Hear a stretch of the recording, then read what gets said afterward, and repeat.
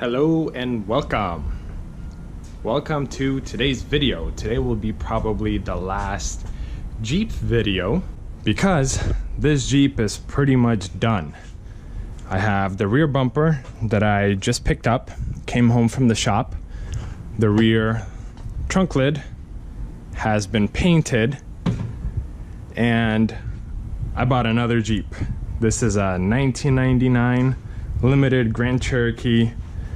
Don't remember the mileage, but that got delivered yesterday, last night actually. And I also bought this. That also got delivered last night. This one starts up, runs and drives great, but it was hit in the back. So those are the old taillights. The right one is okay. This one is cracked on the left-hand side. But today I picked up two taillights. I only paid $100 for them, which is actually a steal. The other pieces I have in here are the fairings for the motorcycle that I purchased. I actually bought a whole set of fairings. The box is in the garage, and I think there was probably like 15 fairings in total, and I only needed 3. So those 3 got painted. I'm planning to get that put on the bike today, and I will most likely buy an aftermarket exhaust for the bike because it's super quiet. And I feel like I got it for so cheap, might as well put a little bit more money into it.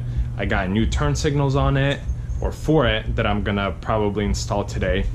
But the priority is this Jeep, which I'm gonna wait for my father to show up because putting on a rear bumper by myself isn't ideal, and I think it would be a little bit difficult. But once the Jeep is done, we're gonna photograph it and list it for sale. The other thing happened when I was taking the Jeep to the shop to get painted. This window was rolled down in my garage, and as I was leaving, pushed a button to go up. It kind of came up about this high, and then it just dropped. So when I look in between right here, I see the little motor working, and it picks up the window support. I don't know what it's called, but it seems like the glass itself just fell off. I see it down there. So that's another thing I'm gonna do today, is pull this whole side trim apart, which I'll probably start with this until my father gets here and he can help me with the bumper. But I'm gonna see if I could figure this out. So I'll have to do that.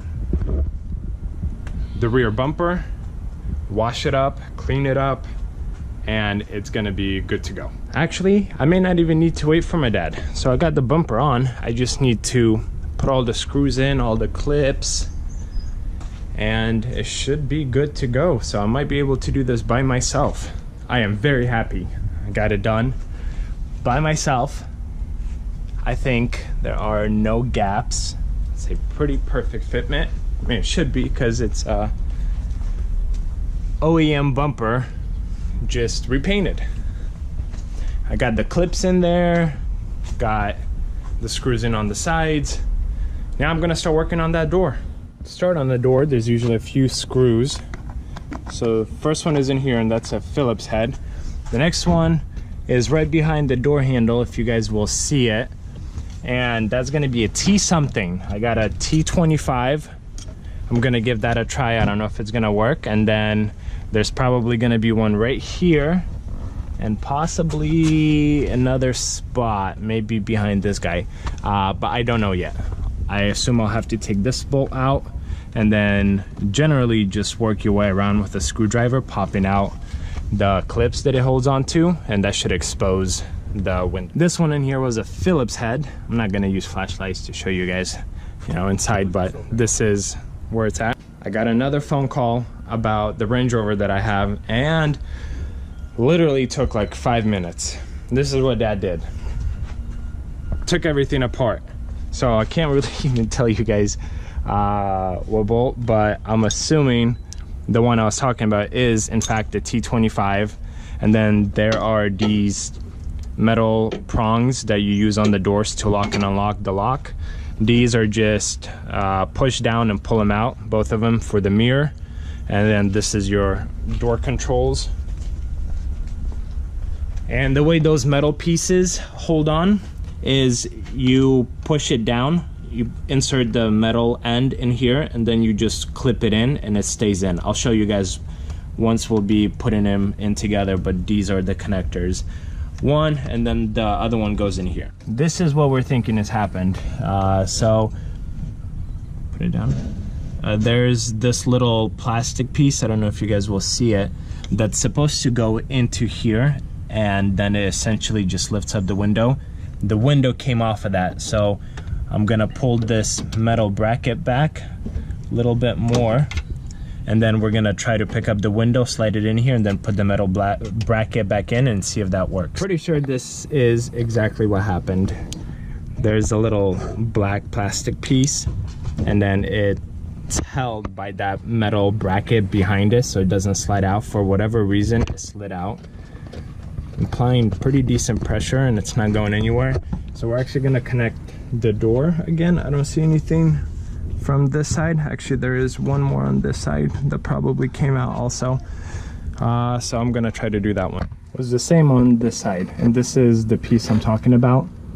You guys see that metal, golden metal clip that just slides off this way, and then you put in the bottom piece that's holding on to the glass, and you pop it in to the white piece, and then you put that golden bracket, I don't know what to properly call it, you slide it back on there, and it essentially holds the black clip that goes into the white one.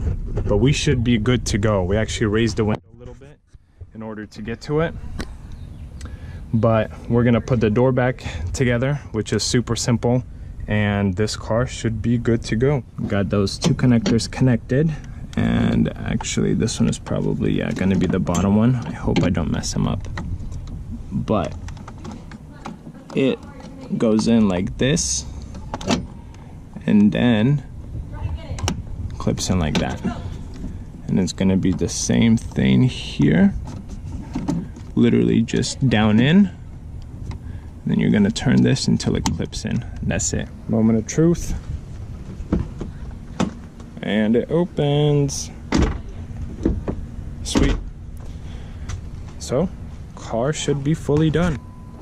And voila. Just like that, we are back. The game plan right now is to take the bike out of the garage, probably park it like right there on the side of the street, and start pulling the fairings off and installing the new ones. This is what needs to get replaced. This piece got painted, which probably, oh, I know why I got it painted, because this little bracket right here broke.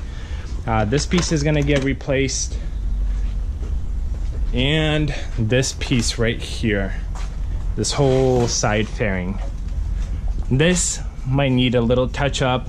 And then, like I said, I'm probably gonna get a new exhaust, although this is like literally just paint that came off. But this bike is so quiet, and strongly believe the loud bikes save lives. Exposed bike. Looks like there is absolutely no frame damage, unless the oil pan is considered frame. But this is what it looks like, scratched up. And then this interior piece, I'm gonna undo everything, although I probably have new plastics, but these are undamaged and they are original. So I'm gonna hold on to those. I'm gonna put them on this fender on this side, which is white, but that's where it's gonna go. Got the back cover on. There's the front. I think I'm gonna do the turn signals right now. I'm gonna replace two of the front ones. Very easy. It's a universal kit that I bought. See the VIN number for the bike. 2013 bike, by the way. I don't know if I told you guys, but progress is coming along fairly well. New fairing is on. I got these wires. Here's the turn signal. I tested it. The red is gonna go to the yellow, and then I'm gonna put some electrical tape over it, and then probably put this guy on somehow. If it will work, maybe it won't. And then black is gonna go to black. And then I'm gonna replace the other side, and then I'm going to start working on the back fairings. Guys, I'm a little bit baffled. So the turn signal doesn't work. Turns out somebody has been digging through these wires, and I'm trying to figure out which one is the negative, and I'm guessing this will be our negative. No, actually, yeah, I don't know which one. Might be the green one, might be this other green one, or it could be this one. I mean, we connected through this connection to the jump box. The turn signal does work. And then I started pulling these apart, and the negative wire is disconnected, and now there's two connections. So in all honesty, I'm not really sure which one is gonna be, but I think we're gonna try the plug and play, and if we blow a fuse, good thing I have a ton of fuses and hopefully could fix it up. Really interesting stuff. The turn signal works, it lights up, but as soon as you hit the turn signal, it turns off. See that? And nothing, and it blinks really fast. I think I'm gonna put this on hold just because it's taking a little bit of time, and my brother's in electric, so I'll kind of have him take a quick glance at it, see if he could make some sense out of it, because it does work, but when you turn on the turn signal, it doesn't work. Possibly could be a fuse that blew, but something tells me it's not the fuse. But we're gonna continue and replace this piece and then this other piece right here, so that we don't lose much time. Old piece, this new piece is good to go. There's a lock for the rear seat right here, which surprisingly wasn't that difficult to replace. What we're gonna do now is take off these two bolts because I don't wanna force the plastic behind this. So we're gonna position it, possibly screw it down right here, and then do this piece on top, so it essentially looks like this. An extra step, taking off the main seat and then folding this fender like it is on this side under here. There we have it. Bike is pretty much complete. I just have this turn signal on the other side to replace, and then figure out what's gonna happen with those wires. Probably get a new exhaust for it, and I think honestly that's about it. All right guys, done. By the way, when we were replacing this, found a second key in this little trunk compartment. Fuel pump is engaging, it's in neutral. Start her up. Check this out. There's that one. Rear ones we didn't have a problem with.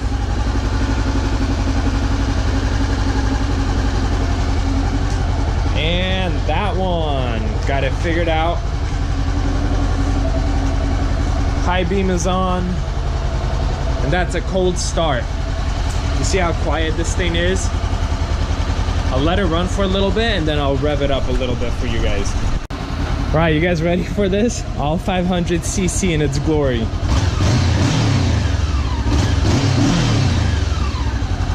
Vibrates a little bit underneath my feet, but this is really wimpy. I rode this bike, not too much, but this is probably like the girliest bike I've ever been on. It's fairly quick, but I don't know, just this engine doesn't sound like a 600 or a liter bike or cruisers that I've been on. So to me, this is the girliest bike I've been on. Just listen. I can't even. Let me know guys, should I put a new exhaust on this thing to open it up a little bit, or should I just sell it as it is? Thank you for joining this Jeep adventure. Jeep has been completed. Honestly, I don't know what the status is with my brother's Jeep. I think he still has an exhaust leak. The other Jeep we took to the auction, it's gonna be selling in a few days. And this one, I'm gonna clean it up, and it should be, in theory, good to go after I get a new battery. I think oil was pretty good on it, but it's finally done. It took a little bit longer than expected, but it wasn't too bad. But again, thank you for watching, thank you for joining. I will see you guys in the next video.